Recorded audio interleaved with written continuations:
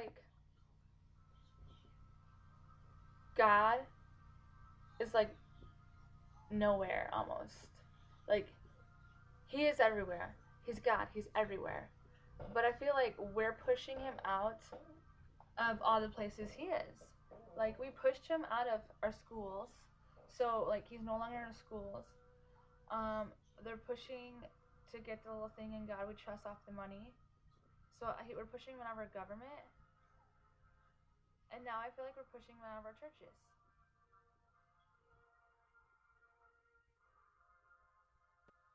I don't understand how a preacher can stand on his stage, on his pulpit, and look at the congregation where he once had 1,000, and then a big blowout thing happens, and then every week numbers dwindle. How he can look at that and say, yeah, what I'm doing is right. You know, it does say that those who hear the truth, they're going to despise it. So, I mean, I guess maybe they're taking it as I must be preaching right.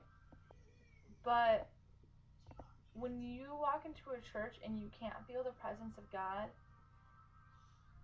that's really disheartening. And what's even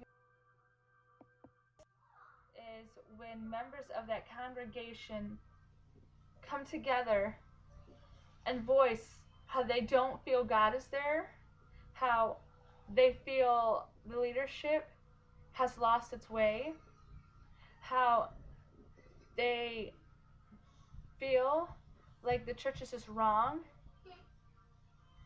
They sit together, they get heated in a conversation, and then they leave, and that's it. Nothing comes of it. And then the next time they see each other, they get on about their conversation, how the church is still the same. Well, you know why it's still the same? It's because you're not standing up and doing anything.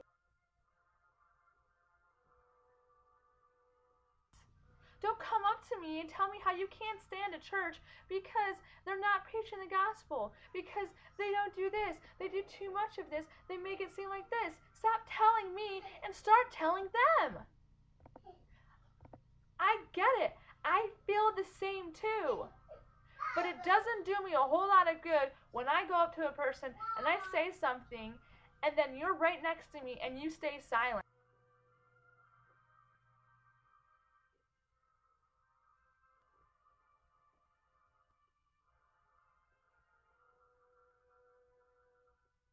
Doesn't do anything. And then when I go somewhere with you, we're off by ourselves, and you say, you know what? I'm so glad you said that. I'm glad finally someone's sticking up for what's supposed to be right. I'm glad. You know what? I wish I could look at you and say, I'm glad you stuck up with me too. But I can't say that. And it sickens me when you come up to me and you tell me this. I don't want to know how glad you are that I'm doing something. I want to know how glad you are that God worked in your heart and He told you to stand up, and how God gave you the words you need to know and you said something to the people who are doing something wrong. And I want to know how glad you are that when they looked at you and they spurned you, when they wanted nothing to do with you and they scoffed at you, I want to know how glad you are that it's okay because you did what God wanted you to do. You saw people not doing God's work and pretending to be a child of God, and you went up to them and you stood up for what was right and you said something. Peter 3:14 says that even though we suffer for righteous reasons, we are blessed. That means that when you're telling people the word of God and they persecute you for it, even our own Christian brothers and sisters, that means you're blessed. Do you understand what that means? That means even if you're alone in the church, alone, nobody wants you, God will still want you. Because you're standing up for Him. You're bringing Him glory when you put aside your fear of man and you step up to man and you tell man who God is. That is what glorifies God. Not when you sit behind leaders' backs in houses and you complain about what's wrong. And you know what? I get it. It's scary. It is scary to stand up in the middle of a sermon and look at your pastor and tell him he's wrong. It's scary because you will be standing alone when you do it. But that doesn't mean you're always going to be alone. If you stand up for what's right, other people who feel the same will step up with you. And I understand. I have choked a few times too. I do get scared. I get nervous. Like, I don't think you guys get it. That every time I stand up to any of you or to anybody else and I tell them, you can't make jokes like that because the word says this. Or I won't watch Family Guy because it's the opposite of God. That stuff, it scares me. It frightens me, especially when it's family, when it's your friends, because you don't want to insult them. But the fact is, I don't care about your ego, and I don't care about your feelings. I care about where your heart with God is. That's more important to me.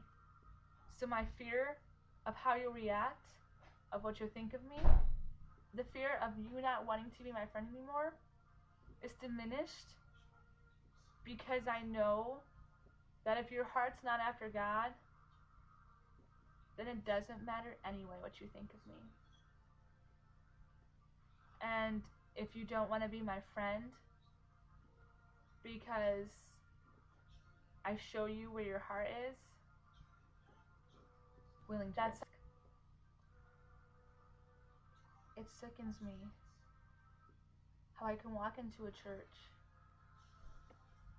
and I can see all the chaos that's going on.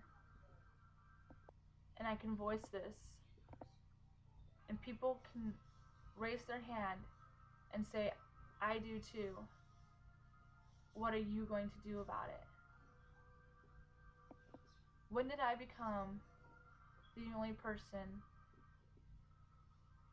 that can fix? When did I become a superhero? Because last time I checked, I'm just like you.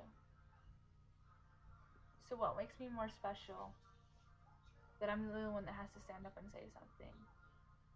Why do you rely only on me standing up? Because one day I'm either not going to be there or I'm going to have a moment of weakness and I'm going to fall too.